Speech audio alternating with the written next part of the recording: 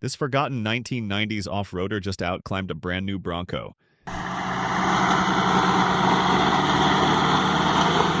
And it costs less than your last iPhone. How is that even possible?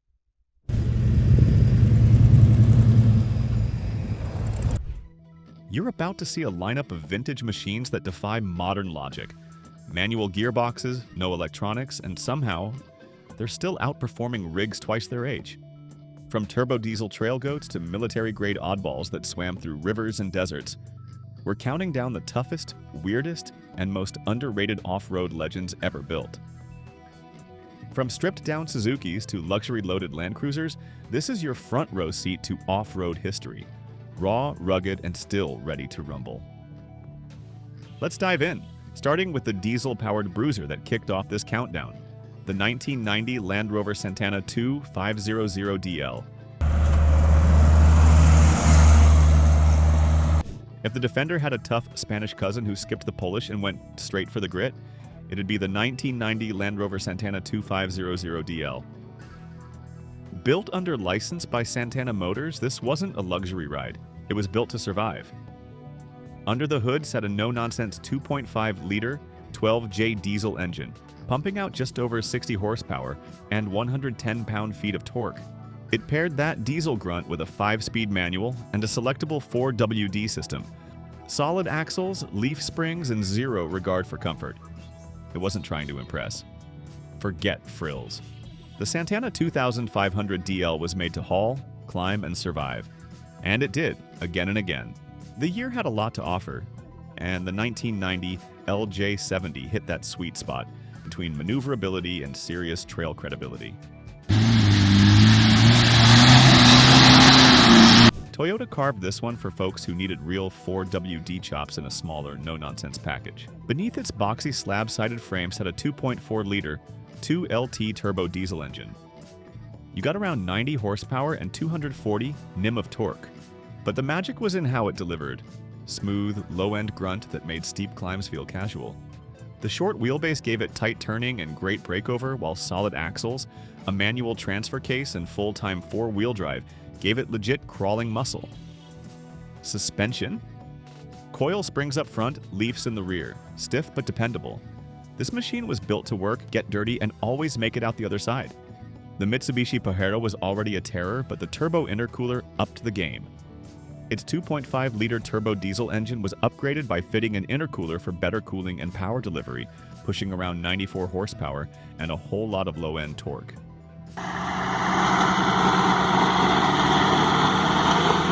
It wasn't quick, but it was relentless. Mitsubishi offered the option of a short wheelbase or long wheelbase body, plus a selectable 4-wheel drive, and included a limited slip differential for even better traction in the rough. With coil springs up front, leaf springs out back, and body-on-frame construction, it could soak up rough trails and still feel tight on tarmac. The wide fender flares, skid plates, and squared-off stance made it look ready for battle. And it was. The turbo intercooler Pajero was for drivers who cared more about mountain passes than mall parking lots. The 1987 GMC Sierra walked the line between brute and class act. The choice of engines were solid V8s, most famously the 5.7-liter 350, backed by a 4-speed automatic that handled work and play with equal grit.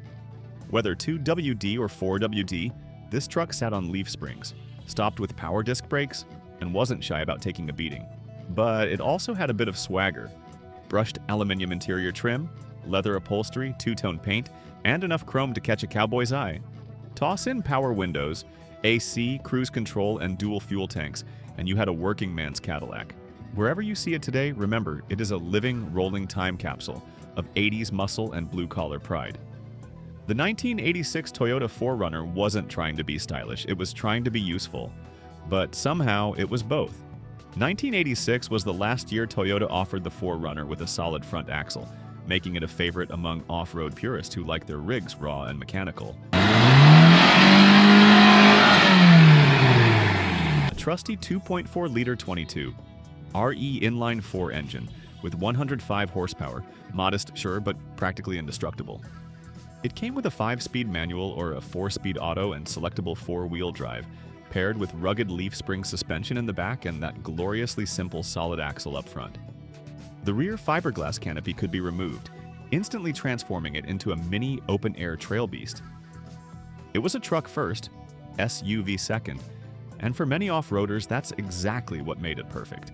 Don't let the slab-sided looks fool you. The 1989 Nissan Toronto wasn't just a dressed-up pickup. Underneath that humble shell lurked a choice between a torquey 2.7-liter diesel or a 3.0-liter 5.6 engine borrowed from Nissan's luxury sedans and sports cars, good for 140 to 155 horsepower.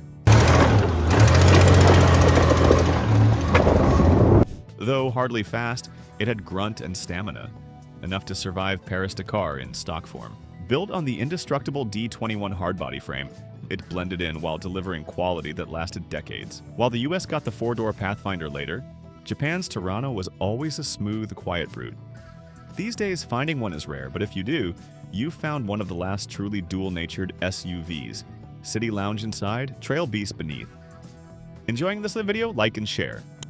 Hit the subscribe button while you're on it, and turn on that notification bell so you don't miss any of our videos. In 1988, Toyota snuck a tech upgrade into the 60 series lineup with the FJ62. Think of it as the FJ60's smarter, slightly softer-going cousin. Under that boxy bonnet sat a 4.0-liter 3F VSI inline-6 with electronic fuel injection, bumping output to about 155 horsepower and 220 pound-feet of torque. No carburetor headaches here.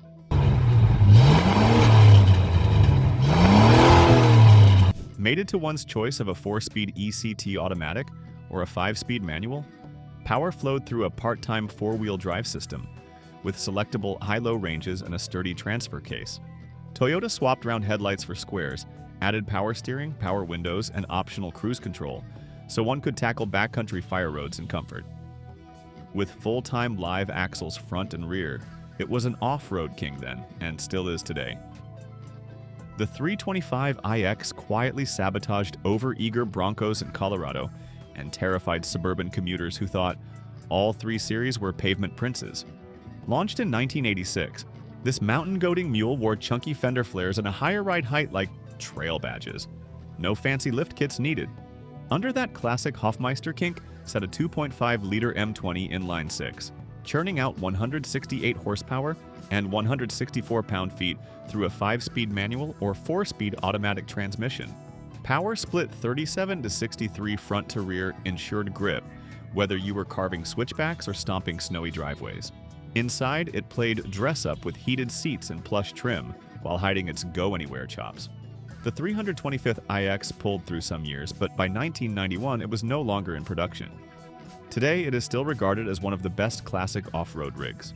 Built for winter roads and backcountry tracks, the Toyota Blizzard was Japan's no-nonsense 4x4. Under its 3-door soft-top shell sat a turbocharged 2.45-liter diesel, producing 85 horsepower at 4,000 RPM and 188 Nm of torque at 2,400 RPM.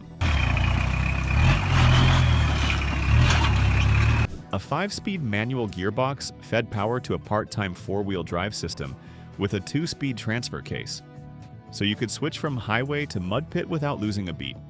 At 3,655 mm long and 1,580 mm wide, it was compact enough for narrow trails but roomy enough for 5. Top speed hovered around 135 km per hour, but its real talent was creeping over ice and squeezing through ruts. Simple, sturdy, and utterly dependable, it was the Toyota's winter warrior that never backed down from a rough day's drive. Small, square, and straight to the point. That's the Suzuki SJ413. Designed to be cheap, light, and wildly capable, it was never meant to compete with full-size 4x4s. Under the hood, it ran a 1.3-liter 4-cylinder, paired with a 5-speed manual, sending around 63 horsepower to a part-time 4WD system. Not fast, not fancy, just functional.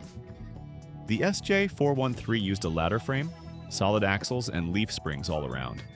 Tough enough to take a beating, simple enough to fix with hand tools. With 8 inches of ground clearance and a curb weight under 1,900 pounds, it floated over mud and zipped up rocky trails that would stall heavier rigs. It wasn't luxurious, but that was the point. It was light, narrow, and easy to maneuver. The 1982 to 1990 Mitsubishi Montero first generation, sold internationally as the Pajero, this boxy brute came to the US badged as the Montero, with all the trail chops and none of the fluff. It launched with a 2.6-liter four-cylinder gas engine, and later welcomed a V6, but the real magic wasn't under the hood, it was underneath. A proper 4WD system, body-on-frame toughness, and an available locking rear differential made it a favorite for off-roaders before off-roading got trendy. Suspension, torsion bars up front, coils or leafs in the rear depending on configuration. Either way, it could flex where it mattered. Short wheelbase 2-door or long wheelbase 4-door, you had choices. The first-gen Montero wasn't trying to be cute. It was built for getting lost and loving every minute of it. The Suzuki SJ410 was that scrappy little sidekick you didn't see coming but couldn't live without. Made from 1982 to 1988, this tiny 4x4 packed a punch with its 1.0-liter three-cylinder engine. Not a powerhouse, but perfectly nimble for tight trails and city-tight spots. And punched well above its weight off-road, thanks to solid axles and a simple, rugged design. It's the perfect choice if you want something that's easy to tinker with, cheap to run, and surprisingly capable in rough terrain. Not the fastest, not the biggest, but reliable and downright fun. Suzuki's a little workhorse that's still turning heads decades later. The first-generation Isuzu Trooper kicked off in the 80s as a rugged, straightforward SUV made for real-world adventures. Under the hood, it offered a modest 2.0-liter petrol or diesel engine. Not a speed demon, but plenty capable when the road turns rough. Off-road muscle. The suspension setup mixed coil springs in front with leaf springs at the back, striking a good balance between comfort and toughness. Inside, it kept things simple and practical. Roomy enough for crew and cargo, but without the fluff. The Trooper's charm lied in its no-frills, get-it-done attitude, making it a favorite among those who want reliability over flash. A classic rig ready for trails or the daily grind. France needed a Jeep successor by the 1970s, but nobody wanted to build one until Peugeot stepped in with a clever workaround. Licensed the rock-solid Mercedes G-Class. The result was the Pujo P4, a lightweight, air-droppable 4x4 that served as the French Army's nimble utility backbone. Designed to haul 4 troops plus gear or a radio station, it ditched excess bulk in favor of a folding windshield, canvas top, and plastic doors. Early versions packed a Peugeot 504 petrol engine. Later ones, especially from Panhard, used a diesel mill. Speed? Up to 73 miles per hour. Range? 800 kilometers on dual fuel tanks. From 1982 to 1992, over 13,000 P4s rolled out, proving that French practicality, German engineering, and a little compromise could build one very capable battlefield chameleon. The 160 series patrol, known as the MIQ or MK, depending on updates, is where Nissan really doubled down on tough. Under the hood, you had options. A 2.8-liter L, 28 petrol, inline 6, or a bulletproof 3.03-liter SD 33 diesel. Later, a turbocharged version of that diesel added a bit more punch where it counted. Power ranged from 95 to 110 horsepower, but torque was the name of the game. Solid axles, leaf springs, and a part-time 4-watt D system meant it was built to bash trails, ford creeks, and shrug off washboard tracks. The 4-speed and later 5-speed manual gearbox paired beautifully with its low-range transfer case. The 160 Patrol was that no-frills, go-anywhere rig you couldn't kill if you tried. Born from Nissan's quest to dethrone the Land Rover and Jeep in the 1960s, the 1977 Patrol LJ60 was a bruiser built for real off-road conquest. Under its bonnet sat an iron block 3.956-liter P inline 6, pumping out 128 horsepower and 217 pound-feet of torque, mated to a rugged 3-speed and later 4-speed manual and 2-speed transfer case for true part-time 4-wheel drive. With a 2.2-meter wheelbase, live axles front and rear on leaf springs and drum brakes, it brushed aside ruts and rocks. It was initially launched in 1960, but by 1977 it had proven its mettle, famously conquering the Simpson Desert, and earned a cult following from Australia to the Middle East. Whatever type you found, from SWB soft tops to LWB wagons and pickups, it delivered on all fronts. The Suzuki LJ80 rolled onto the scene in 1977, like the LJ50's slightly taller, tougher sibling. Same attitude, just more muscle. It finally got a 4-stroke engine, a 797 cubic centimeters, inline 4 that made a roaring 41 horsepower, which on paper sounds cute. But the LJ80 wasn't here to win drag races. It was here to go absolutely anywhere. It kept the solid axles, the leaf springs, and the part-time 4WD with a low range. What changed was the confidence. Wider track, stronger frame, and just enough refinement to make it slightly more civilized, if you ignored the wind noise and bone-rattling ride. It was still featherlight, still absurdly capable off-road, and still looked like a toy truck that survived boot camp. The fun-sized package no one saw coming, but everyone remembered. The 1976 Toyota Stout 5R didn't mess around with flash. It came ready to haul, tow, and tackle rough jobs without a complaint. Designed for utility first, this mid-size pickup was fitted with a 2.0-liter 5R inline 4 engine that made around 95 horsepower, modest on paper, but built like a tank. Torque kicked in early, perfect for low-speed pull and load-bearing duties. A 4-speed manual transmission kept things simple, while solid axles front and rear with leaf springs meant you could load it up to the rails without stressing the frame.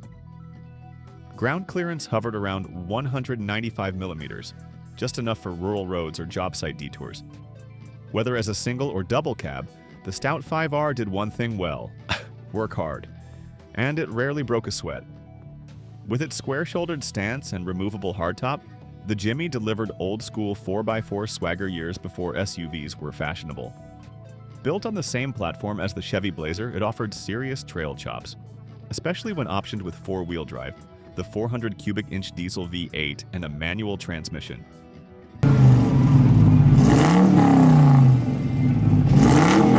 Sure, it only pushed 175 horsepower, but with up to 290 pound-feet of torque and a curb weight under 4,500 pounds, it could haul over dunes and crawl through mud with quiet confidence. Underneath, its stout suspension and body-on-frame construction gave it rock-ready toughness. The front disc brakes and generous ground clearance made rough terrain feel manageable. Even on stock tires, if you own one, you can still load it up with modern upgrades.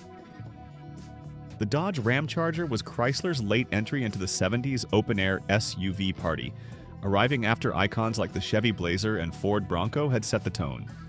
Built by chopping 9 inches off a Dodge pickup's wheelbase and removing the roof, it offered rugged, no-nonsense style with a removable steel or vinyl top. Under the hood, engine options ranged from a modest 3.7-liter Fight 6 to a burly 7.2-liter Fight 8, with the legendary 440 cubic inch V8 packing, serious torque of up to 350 pound-feet. Fuel economy was poor by today's standards. Expect around 8 to 11.5 miles per gallon. The Daihatsu Taft F20 was pretty much a mini-tank. It didn't care about your need for speed. It was built for the kind of terrain that made bigger trucks weep. Under its square, no-nonsense body sat a 1.6-liter Toyota 12R engine, pushing a modest 66 horsepower, but torque and traction were the real stars. With part-time 4-wheel drive, a low-range transfer case, and live axles front and rear, the F20 didn't flinch at rocks, mud, or steep climbs. And thanks to its tight wheelbase and lightweight frame, it slipped through tight forest trails like a hiking goat with headlights.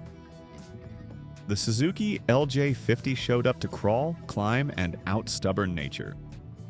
Born in 1974 with a 539 cubic centimeters 2-stroke triple under its tiny hood, this lightweight legend made just 26 horsepower, but paired it with part-time 4-wheel drive, a low-range transfer case, and solid axles front and rear. Small didn't mean soft. With leaf springs and barely over 1,500 pounds to haul, the LJ50 could squeeze through trails others couldn't even find. The 1973 Jeep J2000 was the kind of truck that looked like it ate Broncos for breakfast and still had room for a side of dirt trail. A MC made it a full-size 4-wheel drive brute with muscle, charm, and a few trim-level alter egos. From the Pioneer if you liked your off-roading with a splash of shag carpet, to the Honcho for loud decals and a roll bar, plus the rare Golden Eagle if subtlety just didn't apply. In 1973, the Jeepster series ditched its flower child past and fully embraced muscle and grit, hence the Commando. AMC had taken over, beefed it up, and handed it a 304 Ci V8 with 150 net horsepower. Enough grunt to make this 4x4 station wagon more than just a grocery getter with a lift. With a 104-inch wheelbase, a tougher chassis, stronger axles, and real off-road cred, it was rugged where it counted and refined where it needed to be. When the world demanded grit over glamour, the Land Rover stepped in and built the Series 3 from 1971 to 1985 as the final chapter of the original series line. It came with a modest 2.25-liter petrol or diesel engine pushing out around 70 to 75 horsepower. But torque was where it shined. Solid axles, leaf springs, a selectable 4WD system, and a 2-speed transfer case made it a mountain goat in boxy form. The Range Rover Classic didn't show up to blend in. It invented a category. When it launched in 1970, it wasn't just Land Rover slapping a roof on a farm truck.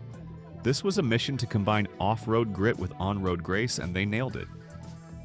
Beneath its boxy charm was a 3.5-liter aluminum V8 paired to full-time 4WD and a locking center differential. It had long travel coil springs, permanent four-wheel drive, and the kind of articulation that made trail obstacles feel like speed bumps. Inside? At first it was bare bones, hosed down after the hunt. But over time, leather, wood, and refinement crept in without killing the rugged soul. Before soccer moms claimed the SUV, the International Harvester Travelall was out dragging trailers and conquering dirt roads.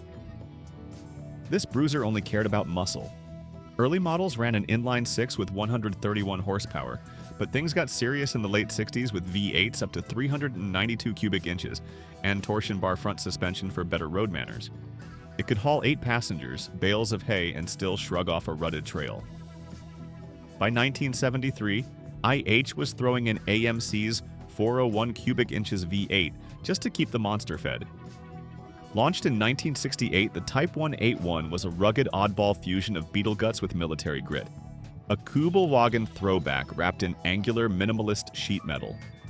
It was called the Thing in the US and the Trekker in the UK, and it looked like a Lego Jeep and drove like a beach buggy with a soldier swagger. Underneath sat a widened Karmann Gaia floor pan, a flat-4 air-cooled engine, and later Porsche-style axles for better articulation.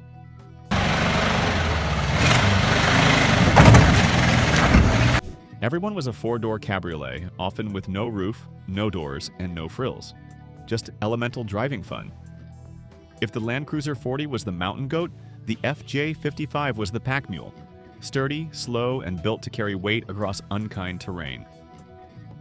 Designed for people who needed Toyota's proven off-road capability plus room for the family or cargo, the FJ55 was essentially a Land Cruiser in long pants. It ran a 3.9-liter inline-six early on, later upgraded to a 4.2-liter, both mated to a 4-speed manual.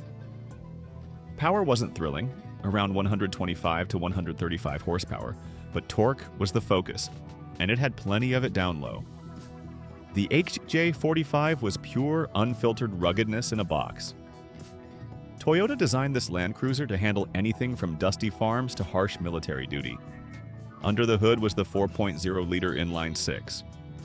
2H diesel engine, known for bulletproof durability and torque that won't quit. Roughly 105 horsepower, but more importantly, a grunt-heavy 245 Nim of torque.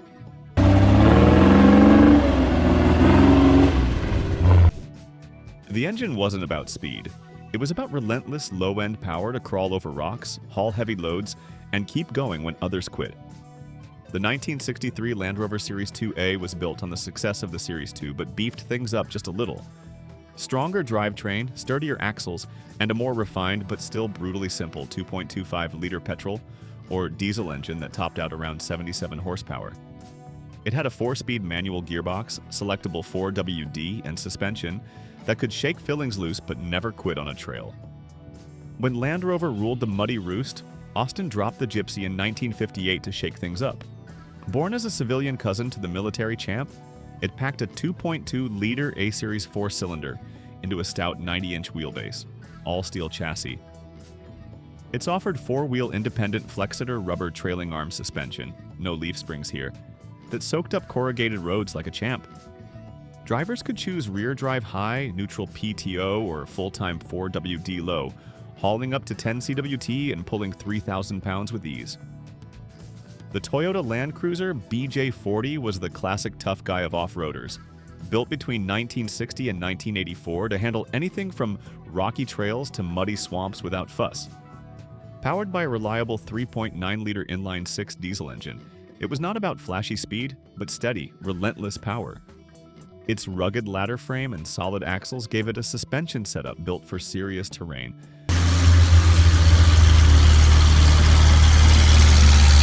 While its simple, straightforward design meant fewer things to break when you were deep in the wild. The Toyota Banderante was Brazil's idea of build it once, make it last forever. Produced from 1958 to 1990, it kept the rugged charm of early Land Cruisers but swapped out Toyota engines for Mercedes-Benz diesels like the OM314 and later OM364. These 3.8 to 4.0-liter inline fours didn't chase speed. They delivered pure, low-end torque that thrived in brutal terrain. Paired with 4 or 5-speed manuals, the drivetrain was as basic as it was bomb-proof. In 1951, Alfa Romeo decided they needed a battle-ready buggy, not another refined coupe, so they birthed the Matta, Italian for crawler. Under that lightweight aluminum skin throbbed a 1.9-liter four-cylinder, pumping out 65 horsepower and 14 kilogram-meter of torque through a 4-speed manual and dual-range transfer case.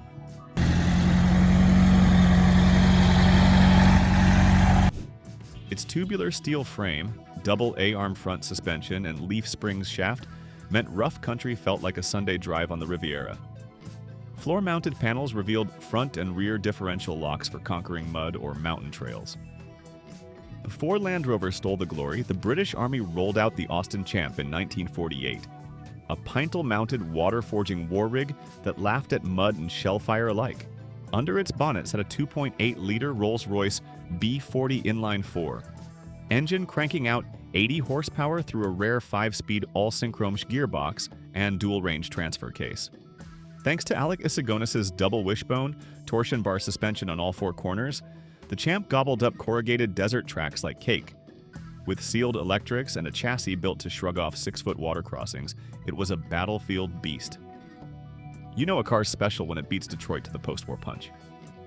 The 1947 Studebaker did exactly that, becoming America's first truly new design after World War II. It didn't just roll off the line, it broke the mold. Styled by Raymond Loewy's team with Virgil Exner's influence, it flaunted flowing fenders, a sleek silhouette, and that famous wraparound rear window on the Starlight Coupe, like a spaceship in a sea of shoeboxes.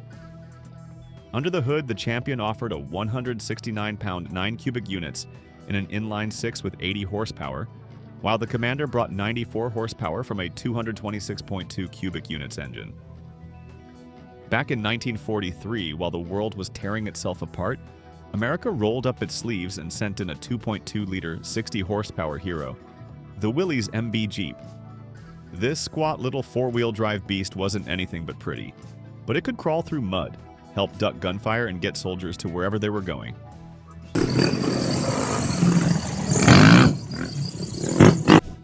Powered by the L134 Go Devil engine, it zipped to 65 miles per hour when not hauling gear, medics, or generals.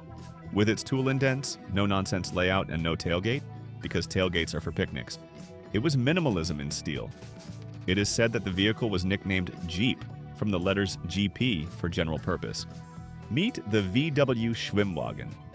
Basically what happens when a Beetle dreams of becoming a boat. Born from the minds behind the Kubal Wagon, this amphibious oddity was Porsche's way of handling swampy messes and river crossings. The first version, Type 128, wobbled under pressure, literally. Its frame cracked, so the team chopped 40 centimeters off the chassis, beefed up the hull, and out came the much sturdier Type 166. It had 4 WD in first and reverse, a single propeller for water cruising, and, interestingly, paddles. Think of the Volkswagen Kubal Wagon as the Beetle's grittier cousin who skipped art school to join the army. Built from 1939 to 1945, This lightweight trooper rode into World War II with a rear-mounted air-cooled engine and a stubborn refusal to get stuck. Number 4, WD? No problem. It used clever weight distribution, portal axles, and sheer nerve to cross terrain that should have sent it packing. Designed by Ferdinand Porsche himself, the Kubal Wagon sat on a Beetle chassis but wore its own boxy skin. Part function, part military chic. Bucket seats kept soldiers from bouncing out, and a flat belly made off-road recovery a breeze. Over 50,000 were built, and they served everywhere from Russian blizzards to desert heat. Simple, rugged, and weirdly charming. These vintage off-road monsters prove that old-school grit never goes out of style. Which beast would you drive straight into adventure? Tell us in the comments.